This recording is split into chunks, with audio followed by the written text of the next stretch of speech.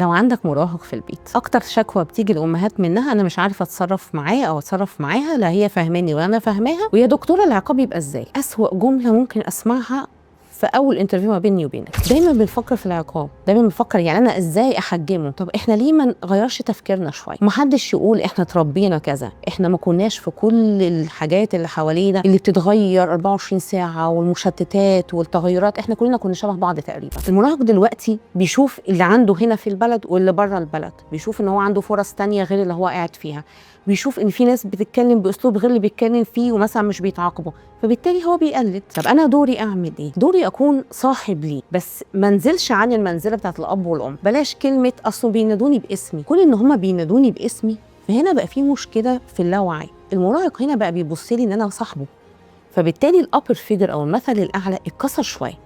وصاحبه يعني ايه؟ يعني اعرف اعلي صوتي، يعني اعرف ان انا بنجح، يعني اعرف ان انا اقول اه او لا براحتي. لكن لما يكون في بابا وماما بس انا بصاحبك، بابا وماما قريبين وقدوه كويسه، هنا اللي هيفرق هنا في المراهقه.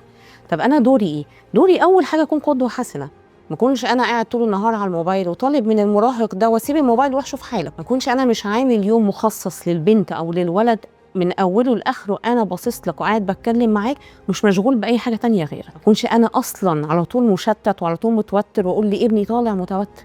يبقى انا عايز اغير حاجه هنا عشان اعرف اوصل لابني. والاهم من ده كله ان انا اسمعه واسمعه كتير وما اقفش على كل حاجه. يعني احنا عندنا 3 4 نقط مثلا، اسمع 3 وواحده اللي ابتدي اوجه فيها. لكن هتبتدي من الاول تاخد دور الناصح في اي حديث، مخه هو اصلا هيقفل على طول معاك. ودايما حاول تشوف العالم بتاعهم. دورك ده دورك، اشوف العالم بتاعهم بقى شكله ايه، عامل ازاي، ما فيهاش حاجه، لان العالم بتاعهم بقى غريب جدا ومختلف تماما عن العالم بتاعك.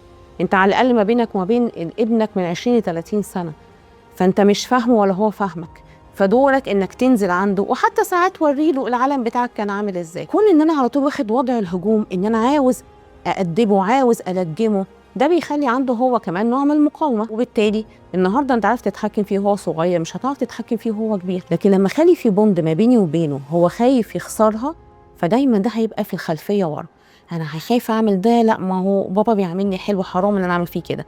لا ماما صاحبتي فمش معقوله هخسرها عشان واحده صاحبتي تانية قالت لي اروح اعمل كذا. ودايما هيبقى عنده المساحه ان هو يجي يحكي اي حاجه، سواء حكى في يوميها او حكى بعدين، في الحالتين افتح المساحه ان هو يجي ليك انت في الاخر.